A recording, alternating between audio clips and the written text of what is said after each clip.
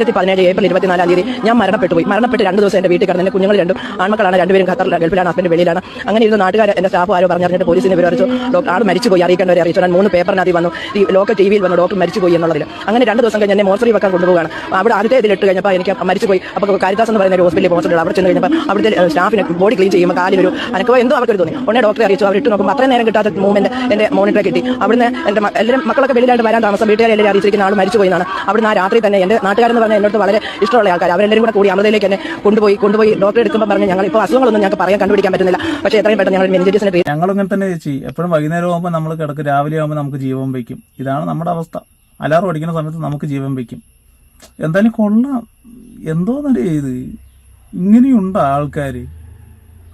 അതിന്റെ ബാക്കിൽ നിൽക്കുന്നവരുടെ എക്സ്പ്രഷൻ എന്ന് കാണണം നിങ്ങൾ. വല്ലാത്തൊരു അവസ്ഥ.